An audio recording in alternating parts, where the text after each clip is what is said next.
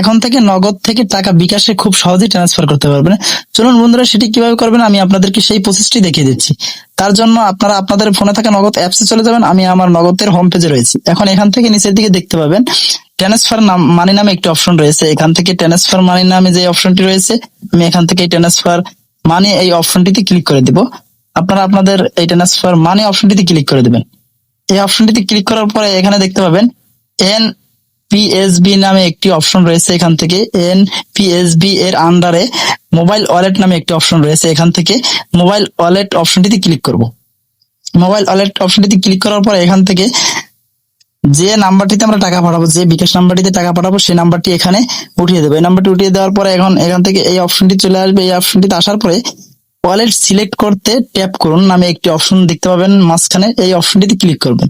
এই অপশনটিতে ক্লিক করার পরে এখন এখান থেকে আপনাদের ওয়ালেটটি সিলেক্ট করতে হবে, অর্থাৎ রকেট, উপায়, বিকাশ, তিনটি মাধ্যমে কিন্তু আমরা এই নগদ থেকে টাকা পাঠাতে পারবো।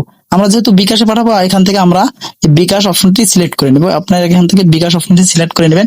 বিকাশ অপশনটি সিলেক্ট করে নেওয়ার পরে এখানে নিচের দিকে পরিমাণ দিতে বলবে। দেখুন এখানে কিন্তু নিচের দিকে পরিমাণ দেওয়া রয়েছে। সর্বনিম্ন 500 থেকে 10,000 টাকা পর্যন্ত পাঠাতে পারবেন। এই পরিমাণ কিন্তু সিলেক্ট করতে পারেন। আমি এখান থেকে 500 টাকা পাঠাবো। আমি এখানে 500 অ্যামাউন্টটি সিলেক্ট করে দিচ্ছি। দেন এগিয়ে যান অপশনটিতে ক্লিক করব। অপশনটিতে ক্লিক করার পরে এখান থেকে আমি যে কোনো একটি রেফারেন্স নাম্বার দিয়ে দিচ্ছি। আপনারা ইচ্ছে অনুযায়ী একটি রেফারেন্স নাম্বার দিতে পারবেন।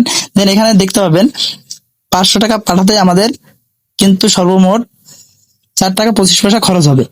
আমরা এখান থেকে এই 500 টাকা পাঠানোর জন্য এই খরচ চার্জটি নিবে। আমরা এখন এখান থেকে এটি সম্পূর্ণ করার জন্য এই যে নিচে পিন নাম্বারটি অপশন রয়েছে, আমরা এখান থেকে নগদের যে পিনটি রয়েছে সেই পিনটি দিয়ে দিব। পিনটি দিয়ে দেওয়ার পরে পরবর্তী অপশনটিতে ক্লিক করবো। দেন এখানে ট্যাপ করে ধরে রাখবো, তাহলে আমাদের এই টাকাটা কিন্তু সেন্ড হয়ে যাবে। আমরা ট্যাপ করে ধরে রাখুন যে অপশনটি রয়েছে, এখান থেকে আমরা ট্যাপ করে ধরে রাখবো। এটি ধরে রাখার পরে এখানে কিন্তু সাথে সাথে আমাদের মানিটি কিন্তু ট্রান্সফার হয়ে যাবে। আপনারা কিন্তু এখানে দেখতে পাচ্ছেন এনপিএসবি ট্রান্সফার মানি সফল হয়েছে, এই অপশনটি কিন্তু চলে আসছে। এখন আমরা যেহেতু আমরা এটি ট্রান্সফার করেছি, চলুন বন্ধুরা আমি আপনাদেরকে দেখিয়ে দিই আসলে আমার এটি বিকাশে রিসিভ হয়েছে কিনা বা ট্রান্সফার হয়েছে কিনা আমি আপনাদেরকে দেখিয়ে দিচ্ছি। তার জন্য আমি আমার বিকাশের হোম পেজে চলে আসলাম। আসার পরে এখান থেকে নিচে ইনবক্স নামে যে অপশনটি রয়েছে, আমি এখান থেকে ইনবক্সে ক্লিক করবো। ইনবক্সে ক্লিক করার পরে এখানে কিন্তু আপনারা দেখতে পাবেন MFS টু বিকাশ নামে একটি অপশন রয়েছে, অর্থাৎ কিছুক্ষণ আগে যে পেমেন্টটি এসছে সেটি কিন্তু MFS টু বিকাশ থেকে এসছে, অর্থাৎ মানে এই নগদ থেকে এই পেমেন্টটি চলে আসছে। আমি যে 500 টাকা আপনাদের পাঠিয়ে দেখালাম নগদ থেকে বিকাশে, সেটি কিন্তু চলে আসছে খুব সহজেই। সো বন্ধুরা, আপনারা চাইলে এইভাবে খুব সহজেই নগদ থেকে টাকা বিকাশে ট্রান্সফার করতে পারবেন।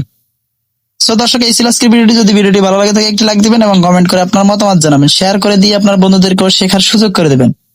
আমাদের চ্যানেলটি সাবস্ক্রাইব করে আমাদের পাশে থাকবেন। ধন্যবাদ এতক্ষণ আমাদের সাথে থাকার জন্য।